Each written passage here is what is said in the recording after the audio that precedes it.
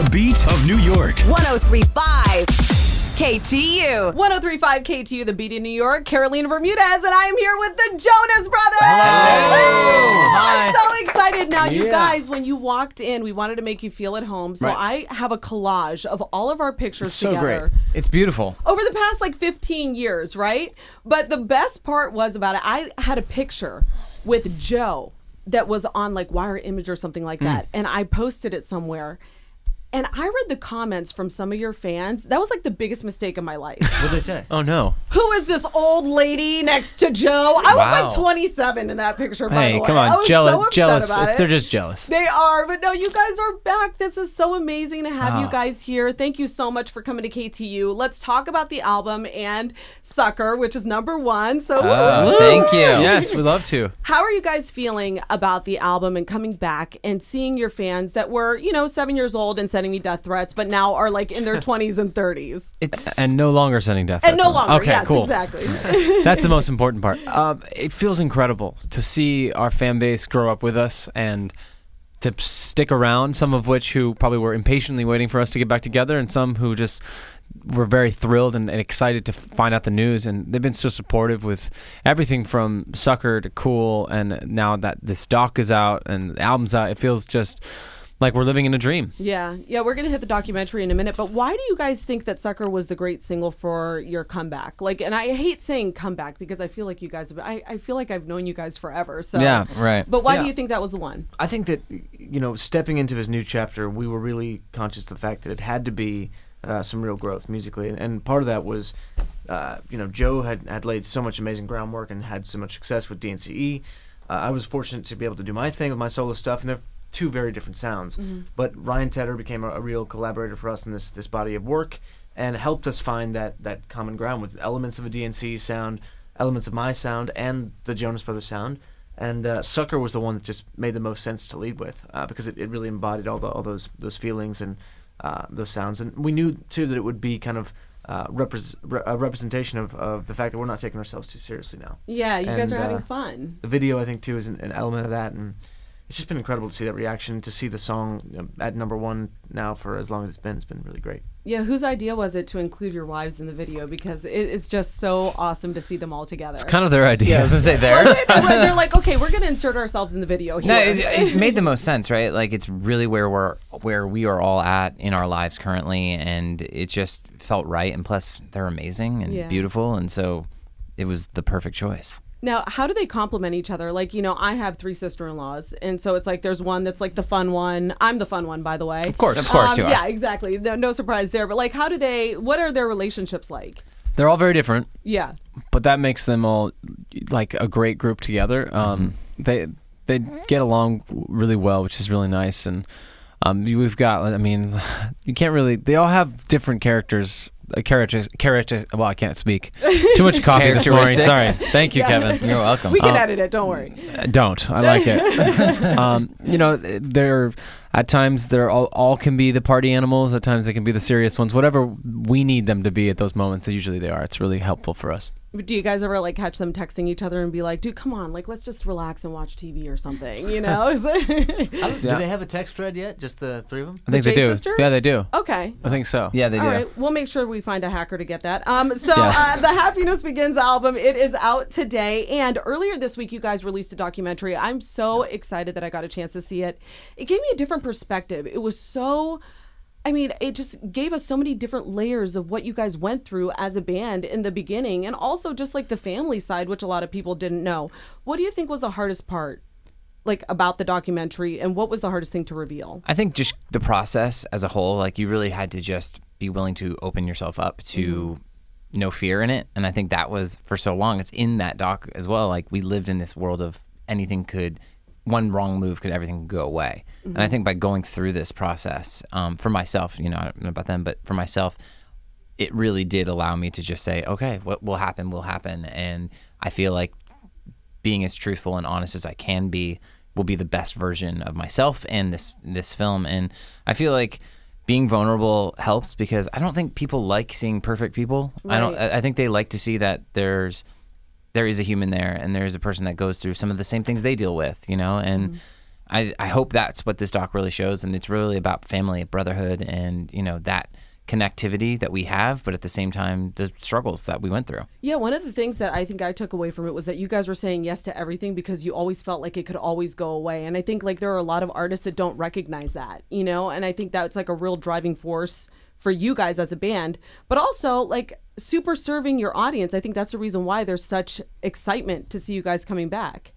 Yeah, I think it was a lot of saying yes when we were younger, like you said. I mean, we felt like at any moment we could be pulled away from us because if you watch, whoever's listening out there, if you watch the doc, for everything from growing up in the church to our record label, all these things happened at once for us. So we just were always holding on to like, well, if we don't do this meet and greet, if we don't sign this poster, if we don't do this interview, then somebody's going to say no to us. And luckily now we get to enjoy it a lot more because we just do what we want. We have a lot more fun. And when we're in a new city as adults, we're like, we'll take advantage of going to see a great show if it's out, or maybe we'll go have a great dinner. And that's the kind of thing that we try to do just so we enjoy ourselves. You're living. Yeah, you're living actually life. living in it. Nick, you're the youngest brother in the group. And correct me if I'm wrong, but you were the one that had the conversation in the beginning about actually like separating from the band. Is that right? Yeah. How hard was that as the younger brother? I'm the youngest of 6, so I get it. Like talking to your brothers and sisters and being that person to start the conversation.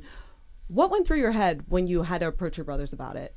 I think our dynamic has always been a little different than most, regardless of the age. I think because we work together and, because of just the way our dynamic is, I didn't feel fear to speak to them for that reason, but being the youngest, more so just because it was a very tough conversation. Right. Actually being as honest as we had to be in that moment, and then from there deciding to end things when we did was tough, but it ended up being the right thing for all of us. I think we saw within a couple weeks, months that it was, and I hope that what people take away from the doc more than anything, less a story about the Jonas Brothers and our story, but about family and how important it is to have these real, honest conversations, regardless of how tough they can be, because there's a lot of health there, and I think.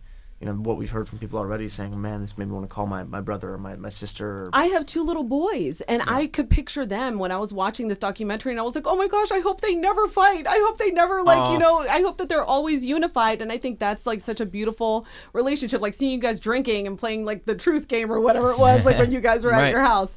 But it's a great documentary. You guys can check it out on Amazon Prime. But also, Kevin, you were in a reality show. How different was that from doing this documentary? Oh, completely different. Yeah, it was a different thing. The reality show was a reality show. It's just different. No, definitely not. But at the same time, there was characteristics of it. Obviously, just opening yourself up, having real conversations. But you could always still stay very guarded in that and kind of control the narrative. In that, this was our life, this is our story, and you had to tell the truth. Awesome. Well, now, you guys, we touched on it a little bit. You're all happily married. Now, Joe, you guys decided to have a shotgun wedding in Vegas. Right, yeah. And Diplo apparently ruined it. I mean, this is like making headlines everywhere. Yeah, so... he didn't ruin anything, but he definitely decided to live stream it everywhere, so. Yeah, well, it was supposed to be a little bit of a secret. And I know that you guys have, Kevin, you have 2 children. Mm-hmm. Do you ever give your brothers advice, like if that's going to be on the way of raising kids? It's weird. People ask us this question. It's funny. We always talk to each other about our relationships and what we're going through and other things, sure. But when it comes to advice, we have such different dynamics, and I think that's part of why it's working now. Again, is we kind of celebrate our individuality, even though we are a group. So I don't know. It's more just support, more so than it is advice. So who's the funkle? Who's the fun uncle? Oh, that's definitely me. Is it you? Are you the one that like... Alina did say yesterday, she goes, I get to see Uncle Joe tomorrow? I said, yeah. She goes, good, because he's the funny one. Oh, see, you were the funkle. Wow. That's not wow, true. That's... She'd never said that. No, Nick, we're gonna strike that from sadly the record. she did. It came from her mouth. It's the truth. From the mouth of babes. You guys have a tour coming up. It's the Happiness Begins tour. You guys are starting in August. BB Rex is going to be with you guys. Yeah, it's gonna How be awesome. cool is that? It's gonna be so cool. She's got an amazing song with Chainsmokers right now, so I hope to hear that every night. Awesome. No, you guys definitely will. And you guys are from the tri-state. She's from the tri-state too. Have you guys connected on anything, like any hot spots in Staten Island that you guys need to hit? Or I feel like it's gonna be Staten Island? Yeah. We have not done the East Coast. That'll be the East Coast foodie tour. Yeah, we'll do it more in the area. And BB's great. She's been a long time friend of ours. and the fact that we get to do this tour, and we even extended it to the end of the year, and then in Europe after that, it's just unreal. All right, now we told everybody that you guys were coming into the studio, so we have some listener questions. So Lizzie called in from Belmore, and she asked if you guys could collaborate with any current female artist. Who would it be? Well, we're going on tour with one of those amazing artists. BB Rexa would be a great artist to collaborate with. I feel like probably something's going to come out of the tour since we're going to be spending so much time together, and to be able to maybe write a song or come up with something could be really interesting. Or maybe Lizzo. You could 100% check your DNA. And I love Bitch. Lizzo. No, I'm kidding. I love Lizzo. I love Lizzo with her Where the Hell's My Phone song for a long time. I love it. She's so great. Yeah, she's incredible. Brittany texted in from 973, and she asked, we hear your wives are going on tour with you. Are you guys going to have any date nights while on the road? And we have to. If we don't, we're in trouble. I know. You guys better start planning now. It's going to be like The Bachelor. Like you guys are going to be in these exotic locations. That's what it is. The cool thing is we we look at it as a great opportunity not only to go on tour, but like we're in these incredible places and beautiful cities. Sometimes you need to freshen up and find a new thing or new place to go to. So yes, to answer her question, plenty of date nights. Yeah, I go to Applebee's. You guys go to like Bali. It'll be great. I love Applebee's. Are you kidding me? Shane from Wyckoff, New Jersey called in and asked. Wyckoff, hello. Yeah, Wyckoff, shout outs. Nick, there were some false reports that you and Priyanka had met Meghan and Harry's baby while in London. Do you guys have any plans to hang out with them or meet the baby? I don't know. We're very busy, and I'm sure that if the opportunity presented itself, that'd be great. But I'm glad that put the record straight on that, because these stories just kind of run wild and they can't be controlled. But I think it's important to respect their privacy right now. Sure. And then there was also one about you running for president or something like that. That's not even a rumor though. His guitar picks say vote for Nick 40. Okay, that's about. I think it was like a bit of a joke when he was younger. Now it's like, well, maybe we could use all the help you can get right now. We can start the campaign now. Let's do it. Ella hit us up on Instagram and said, you guys do a lot of meet and greets with fans. What is the craziest thing a fan has ever done? Well, the craziest thing fans ever done personally, after a show in Chile, I walked into my hotel room. I sat down. I took most of my clothes off, sat in front of the TV, and 30 minutes in, the curtain started moving, and there was a fan behind the curtain. Oh, my gosh. And she was begging for photos and started taking some pictures.